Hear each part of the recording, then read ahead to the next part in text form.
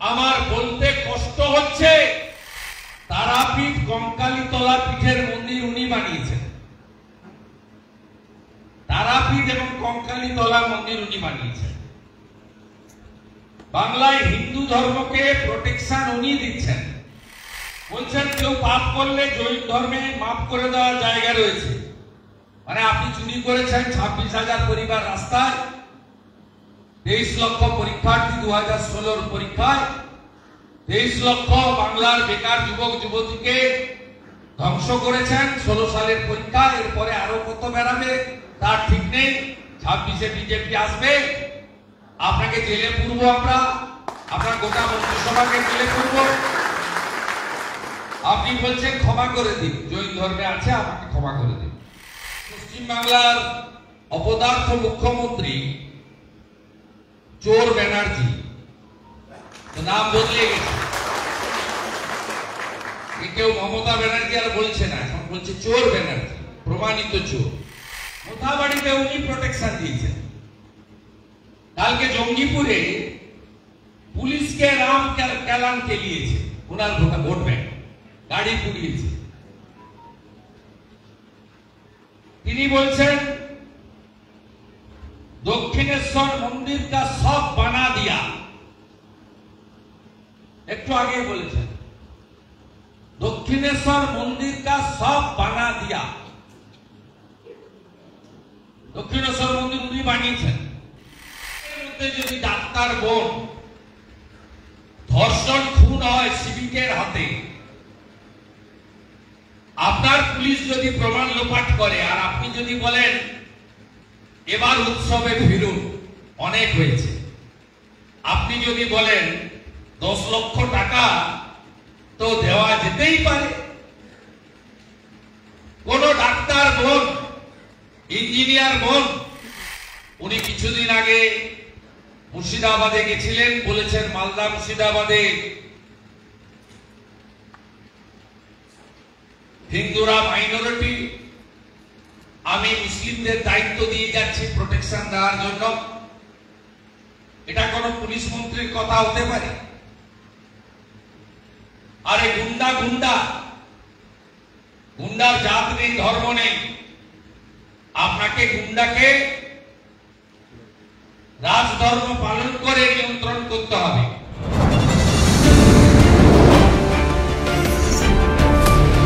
बांटेगा तो काटेगा, एक रहेगा तो नेक रहेगा, এটা বাংলাতে খুব দরকার।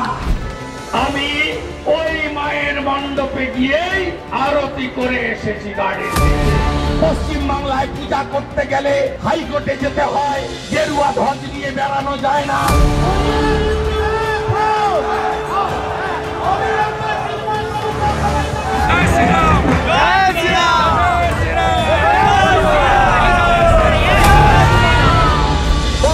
ভাগ হিন্দুকে এক করেছিলাম।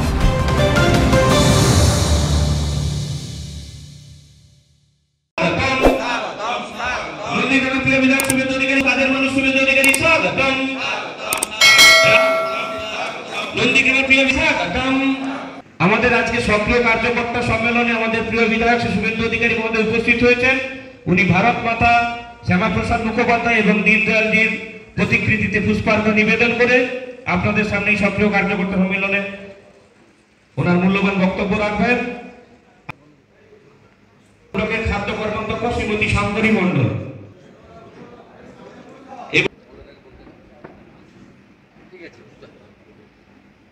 উত্তরীয় বরণ করে নিচ্ছেন আমাদের সবিতা দুবে প্রধান মহোদয়, আমাদের পঞ্চায়েতের সদস্য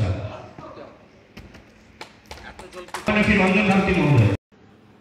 আমি প্রত্যেককে আমি আন্তরিক অভিনন্দন এবং শুভেচ্ছা জ্ঞাপন করি। আমার ইচ্ছা ছিল যে আমি আপনাদেরকে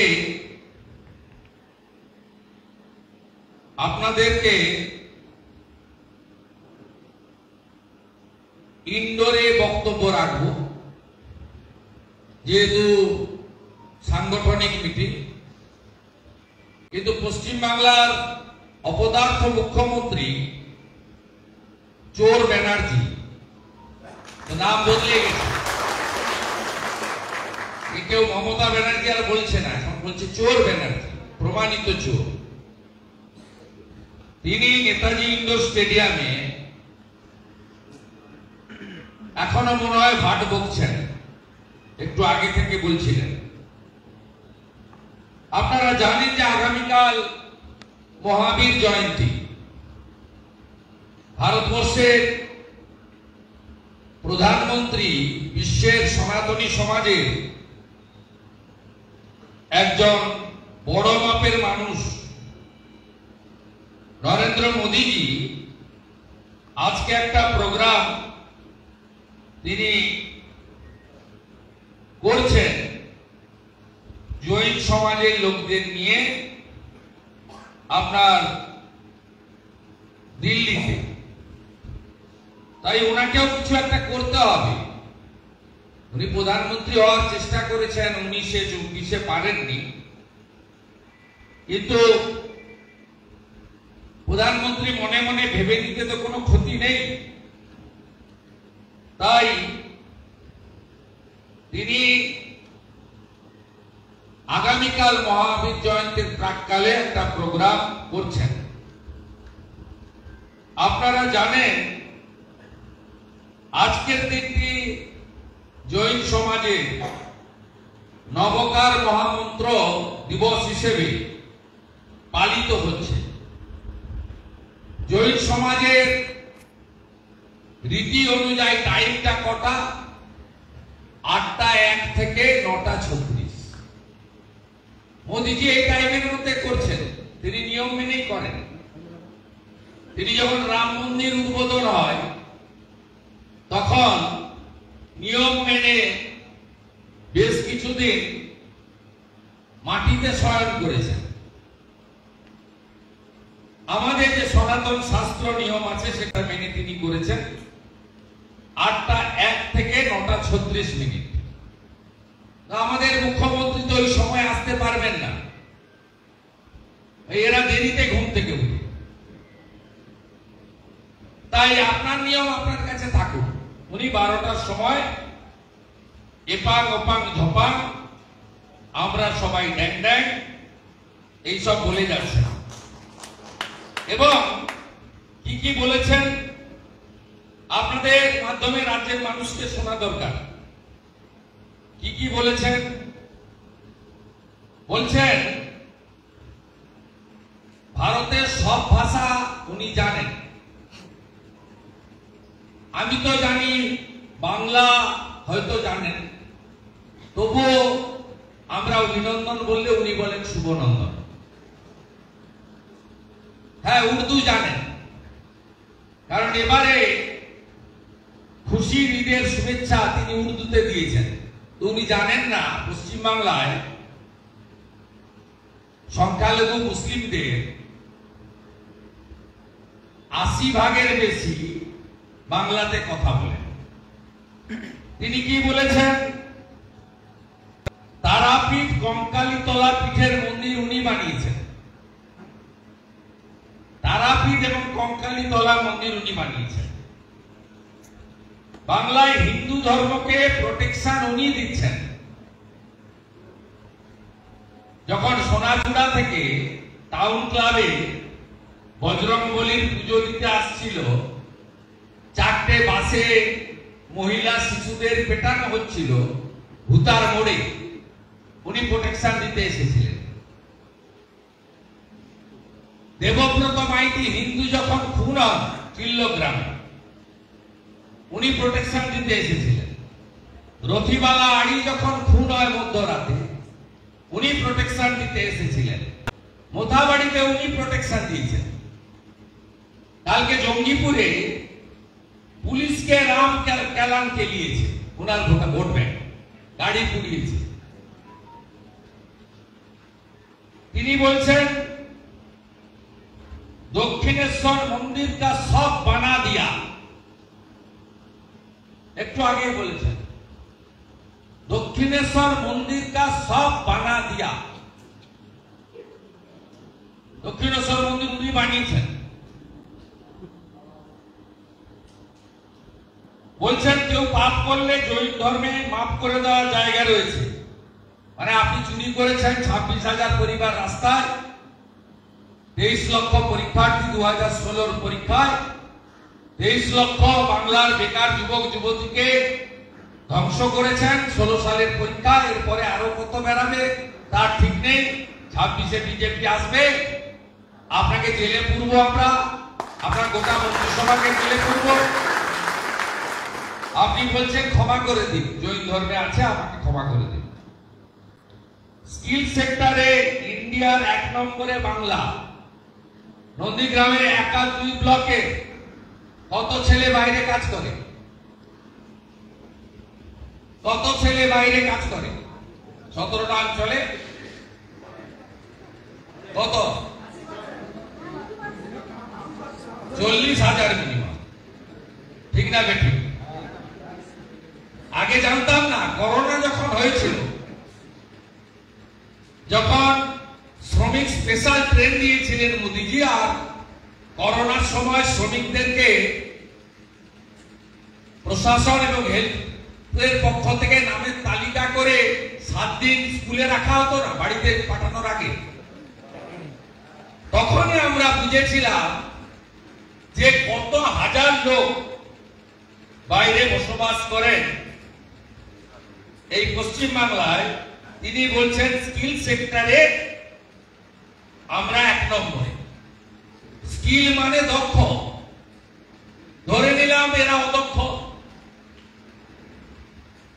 একটাও মেধাযুক্ত ছেলে মেয়ে বাঙ্গালোর হায়দ্রাবাদে চলে যায়, পুনেতে চলে যায়, ইউরোপে চলে যাচ্ছে। এখানে কেউ থাকতে চায় না। মহিলারা তো থাকতেই চাচ্ছে না, কারণ হসপিটালের মধ্যে যদি ডাক্তার বোন ধর্ষণ খুন হয় সিভিকের হাতে,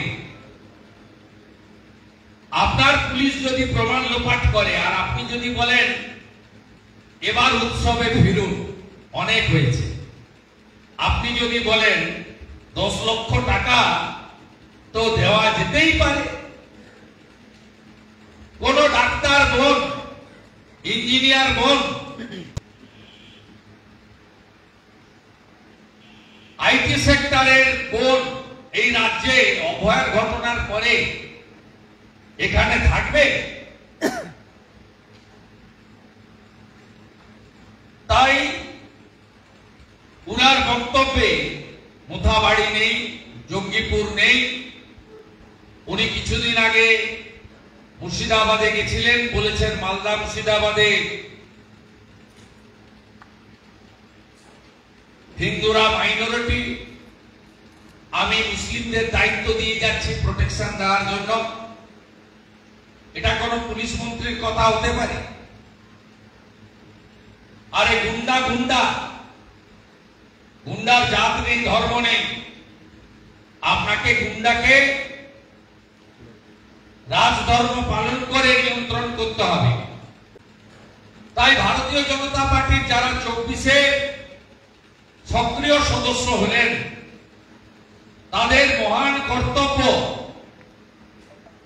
নন্দীগ্রাম বিধানসভা বিজেপি ধরে রেখে যে বিধানসভাগুলো বিজেপি নেই, সেই বিধানসভাগুলোতেও পদ্ম ফুল ফুটিয়ে 2026 সালে এই পাপেদেরকে পশ্চিমবঙ্গ থেকে গণতান্ত্রিক ভাবে বিসর্জন দিয়ে একটি রাষ্ট্রবাদী দেশপ্রেমিক সরকার তৈরি করতে হবে। যে সরকার উত্তরপ্রদেশের মুখ্যমন্ত্রী যোগী আদিত্যনাথজির মতো সুশাসন দেবে, সুরক্ষা দেবে, সমস্ত ধর্ম স্বাধীনভাবে পালন করতে পারবে। রামনবমীতে 21 দফা সত্ত্বেও 500-র বেশি, 1000-এর বেশি ভক্ত হাঁটতে পারবে না। আমাদের ঠিক করে নেওয়া রুটে যেতে হবে। এই জিনিস তবে ধর্ম পালনের অধিকার প্রত্যেকের আছে। সংবিধানের 25 থেকে 28 অনুচ্ছেদ সেই অধিকার আপনাকে দিয়ে গেছে। তাই এমন সরকার আনুন যে আপনাকে সুরক্ষা দিবে, সুশাসন দিবে, শিশু কন্যা নারীদের উপর এই বাংলায় যে অত্যাচার হচ্ছে, কোলাঘাটের গোপালনগরের খবর পেয়েছেন? কয়েকদিন আগে একজন ধর্ষণকারী জিহাদি বড় বোনকে বিয়ের প্রস্তাব দিয়েছিল, তার বাবা রাজি হয়নি এবং বড় বোনকে সরিয়ে দিয়েছিল তার বাবা, মানে আড়ালে রেখেছিল কোনো আত্মীয়র বাড়িতে। বাড়িতে কেউ না থাকার সুযোগ নিয়ে ছোট বোন ক্লাস 5-এ পড়ে, তাকে শারীরিক নির্যাতন করে, আমার বলতে কষ্ট হচ্ছে, কালকে যে ডাক্তার ওটি করে বায়ুদ্বার থেকে চামচ বের করেছে, তিনি কাল পোস্ট করেছেন। এই হচ্ছে বাংলার নারীদের কথা ছেড়ে দেন, শিশু কন্যাদের অবস্থা। এই মুখ্যমন্ত্রীকে সরাতে না পারলে বাংলার কোন শিশু কন্যা নারী সুরক্ষিত নয়। এমন সরকার আনুন সক্রিয় সদস্যরা নিজ দায়িত্বে, যাতে গুজরাটের মতো শিল্পায়ন এবং কর্মসংস্থানের জোয়ার বয় এই রাজ্যে, এবং যাতে আপনার আমার বাড়ির ছেলে বাইরের রাজ্যে গিয়ে কাজ না করে এখানে সম্মানের সঙ্গে মোটা ভাত, মোটা কাপড়ের সংস্থান করতে পারে, যা গুজরাট পেরেছে। যেদিন প্রয়াত রতন টাটা বাংলা ছাড়েন, সেদিন বলেছিলেন, আমার মাথায় ট্রিগার রেখে বাংলা ছাড়তে বাধ্য করা হলো। আমি খারাপ এমকে ছাড়লাম, ভালো এমের কাছে যে যাচ্ছি, তার গাড়ির কারখানা সিঙ্গুর থেকে তুলে গুজরাটের সানন্দে নিয়ে গেছিলেন। 14 বছর একটাও ইন্ডাস্ট্রি হয়নি। আর আপনারা শুনলে খুশি হবেন, নরেন্দ্র মোদীজির সরকার আপনাদের অসমাপ্ত রেল প্রজেক্টের জন্য যেমন 300 কোটি টাকা বরাদ্দ করে কাজ শুরু করিয়েছেন নন্দীগ্রামে, সাথে সাথে জেলিংহামের জন্য 2000 কোটি টাকা বরাদ্দ হয়েছে। সেখানে ছোট জাহাজ তৈরি এবং মেরামতির জন্য ভারত সরকার 2000 কোটি টাকা কয়েকদিন আগে বরাদ্দ করেছে। তাই আমরা চাই আমাদের রাজ্য গুজরাটের মতো শিল্পায়ন এবং কর্মসংস্থান। আমরা চাই হেমন্ত বিশ্ব শর্মাজির নেতৃত্বে আসামে যেমন রোহিঙ্গাদের, অনুপ্রবেশকারীদের চিহ্নিত করে 16 লক্ষকে ডাউটফুল করা হয়েছে। তাদেরকে ডিটেনশন ক্যাম্পে পাঠানো হয়নি, ডিটেনশন ক্যাম্প বলে কিছু নেই। তারা ভোটাধিকার, সরকারের সমস্ত সুযোগ সুবিধা এবং ডাউটফুল হিসেবে চিহ্নিত হয়েছেন। এ বাংলায় আমি কোন ভারতীয়র বিরুদ্ধে বলছি না। তিনি হিন্দু হতে পারেন, মুসলিম হতে পারেন, খ্রিস্টান হতে পারেন, শিখ হতে পারেন, জৈন হতে পারেন, পার্সি হতে পারেন, বুদ্ধিস্ট হতে পারেন, তিনি ভারতীয়। আমি অনুপ্রবেশকারীদের সম্পর্কে বলছি, যারা মূলত রোহিঙ্গা মুসলমান, 540 কিলোমিটার বেড়া না থাকার কারণে হু করে ঢুকে আপনার রাজ্যে লাভ জিহাদ, ভোট জিহাদ, ল্যান্ড জিহাদ, রেশন জিহাদ সব করছে। এখানে বারে বারে ভারত সরকার বলার পরেও এই মুখ্যমন্ত্রী 540 কিলোমিটার বিএসএফ কে জমি দেয়নি, যাতে বেড়া সম্পূর্ণ করতে না পারে।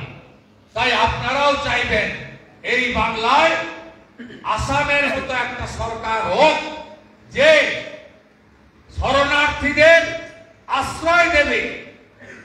কারণ আমাদের সিএএ তে ধর্মীয় উৎপীড়নের কারণে যারা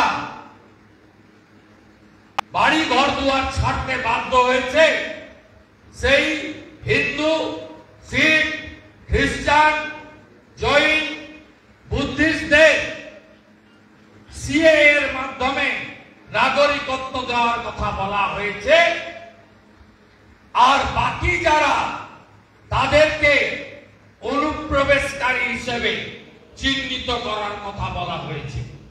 আমরা চাই বাংলায় শরণার্থীরা আশ্রয় পাক, আর রোহিঙ্গা মুসলমান অনুপ্রবেশকারীরা, আমি দায়িত্ব নিয়ে বলতে পারি, একা সাদ শেখ নয়, একা জাভেদ মুন্সি নয়, বাংলাতে অন্তত 1 কোটি লোক ঢুকে পড়েছে। এবং আপনার রেশন, আপনার জমি, আপনার চাকরি, আপনার ভোট, আপনার অধিকার সব জায়গায় ভাগ বসাচ্ছে। তাই সক্রিয় সদস্যদের গুরুত্বপূর্ণ ভূমিকা নিতে হবে, যাতে পশ্চিম বাংলায় আগামী দিনে নরেন্দ্র মোদীজির আশীর্বাদ ধন্য একটি রাষ্ট্রবাদী সরকার তৈরি হয়। আমি আপনাদের সকলকে ধন্যবাদ জানাবো। এখানে সংগঠিত শক্তি আপনারা মানুষের পাশে থাকেন। অনেক প্রতিবন্ধকতা আছে। আমাদের 11টি পঞ্চায়েত, 2টি পঞ্চায়েত সমিতি কাজ করে, প্রশাসনের অসহযোগিতা আছে। এই পঞ্চায়েত সমিতি কার্যালয়ে 15ই আগস্ট 2টো পতাকা ওঠে, সভানেত্রী একটা পতাকা তোলে, আবার নির্লজ্জ ভিডিও তিনি আরেকটা পতাকা তোলেন। এই বাধার মধ্যেও আপনাদের কাজ করতে হয়।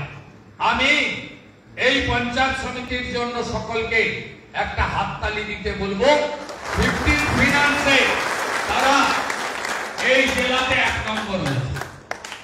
নন্দীগ্রাম 2 পঞ্চায়েত সমিতি 15 ফিনান্সে 1 নম্বর হয়েছে। ভিডিওর এত অসহযোগিতা, এত বাধা, এদের কাজ করতে দেয় না। তারপরেও তাই ভারতীয় জনতা পার্টির পঞ্চায়েত সিপিএম এর পঞ্চায়েত নয়, তৃণমূলের পঞ্চায়েত নয়, মানুষের পঞ্চায়েত, রাষ্ট্রবাদী পঞ্চায়েত। তারা আপনাদেরকে নিয়ে আগামী দিনে কাজ করতে চায়। বাকি উন্নয়নের খতিয়ান আমরা যেটুকু সাহায্য পেয়েছি, এমএলএ ল্যাডের 60 লক্ষ টাকা বছরে, এমপি আমাদের ছিল আছে, তার সহযোগিতা এবং যেটুকু আমরা পেয়েছি, আমরা 2রা মে আমার কার্যকালে 4 বছর পূরণে আমি পুস্তিকা আকারে প্রত্যেকটা বুথে দিয়ে দেব। আপনারা পড়ে দেখে নেবেন।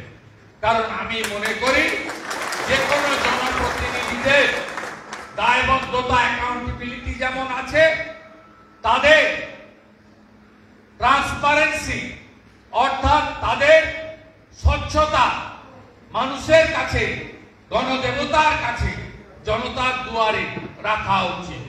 তাই আমি আশা করব আজকে প্রদেশ বিজেপি কার্যক্রমের অঙ্গ হিসেবে আমরা এখানে মিলিত হলাম সক্রিয় সদস্যরা। এবং আমাদের মাননীয় জেলা সভাপতি মহোদয় তিনি ঘোষণা করেছেন আগামী 14 তারিখ সংবিধান প্রণেতা বাবা সাহেব আম্বেদকরের জন্ম জয়ন্তী শ্রদ্ধার সঙ্গে পালন করতে হবে। আমরা সেটা করব।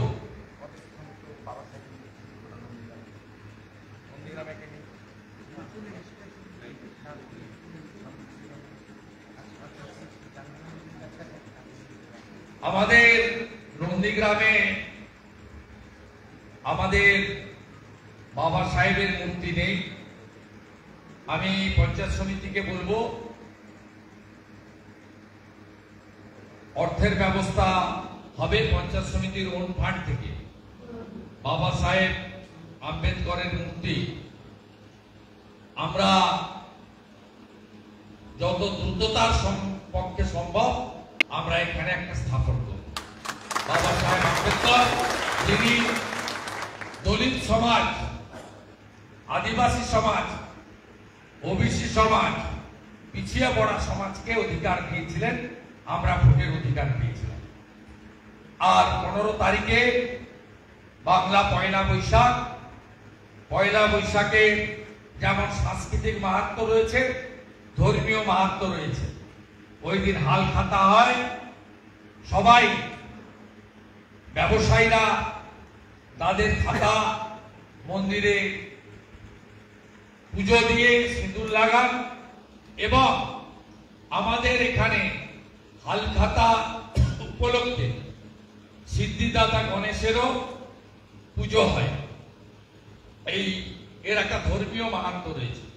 তাই পয়লা বৈশাখের শুভেচ্ছা আপনাদের সকলকে জ্ঞাপন করে, আর যা যা কর্মসূচি আছে আপনারা করবেন।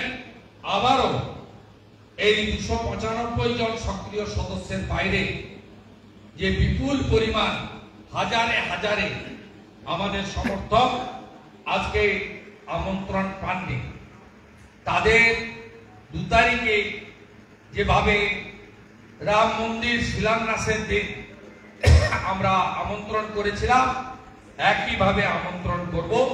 এইটুকু অঙ্গীকার রেখে, অনেক বেলা হয়ে গেছে, আপনাদের বাড়ি ফিরতে হবে এবং আমাদের বিকালে আবার তমলুক বিধানসভার কর্মসূচিও আছে, সেই কর্মসূচিতেও আমরা অংশগ্রহণ করব।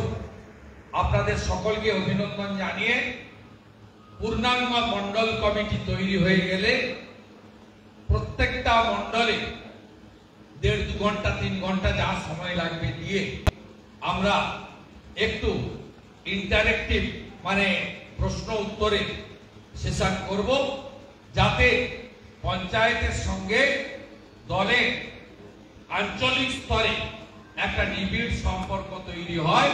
সেজন্য আমরা ব্যবস্থা নেব। আপনাদের প্রত্যেককে আরেকবার অন্তর থেকে অভিনন্দন জানিয়ে আপনাদের সেবক, আপনাদের আত্মীয় শুভেন্দু অধিকারী আমার কথা এইখানে শেষ করলাম। ভারত মাতা কি জয়।